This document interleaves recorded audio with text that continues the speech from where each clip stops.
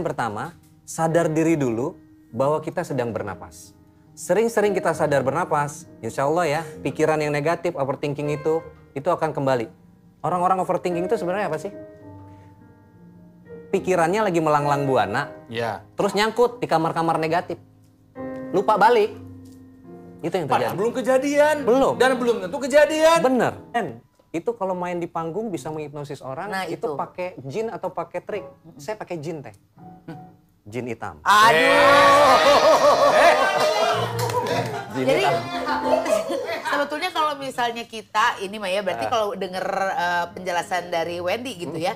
Jadi kalau kita merasa kita cantik setiap hari, itu akan akhirnya terpancar aura kecantikan itu. Cantik kan, Teh? Aku pasti. Bener banget.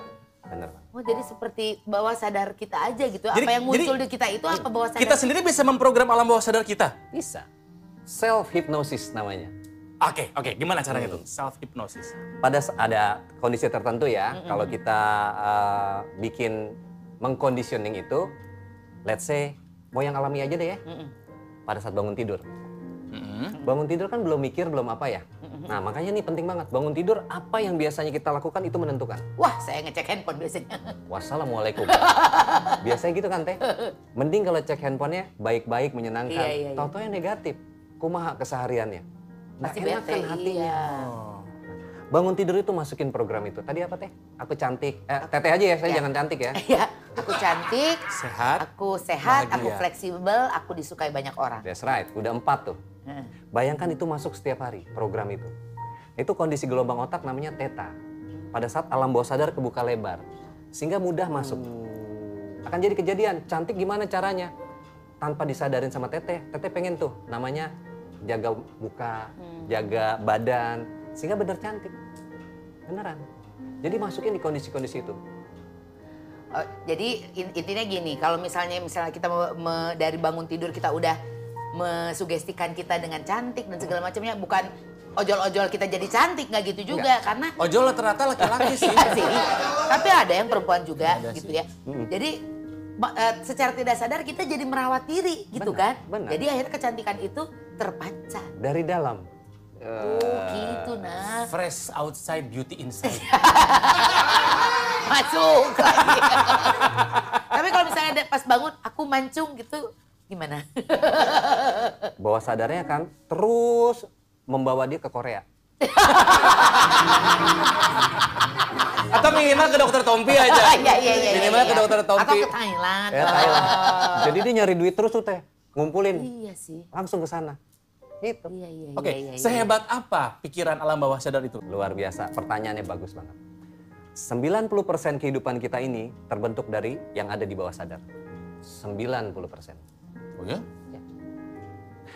Faktor keluarga, dari kecilnya lingkungan, teman-teman, guru kita membentuk bawah sadar kita seperti ini. Di dalamnya ada emosi, ada belief Empati. system, Oh, empati, keyakinan kita itu kan berdasarkan apa yang masuk.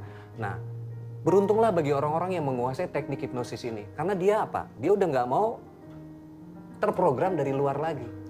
Nggak mau. Faktor lingkungan tuh pengaruh banget untuk kita bisa memprogram diri. Makanya ketika kita dari kecil tuh udah ada ya tadi luka batin, terus ada trauma apa. Ini harus kita bersihkan dulu. Contoh, banyak teman-teman saya yang dia kehidupannya tuh gampang kawin cerai.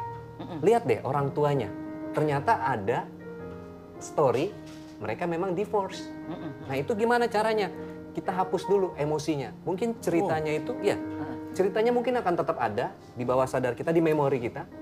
Tapi kita hapus emosinya. Sehingga ketika mengingat kejadian itu lagi, udah nggak ada emosi lagi.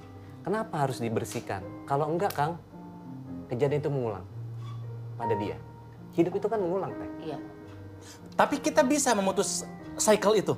Bisa. Bisa ya? Jadi kita menyadari bahwa itu ada sesuatu yang salah tuh bisa ya? Bisa.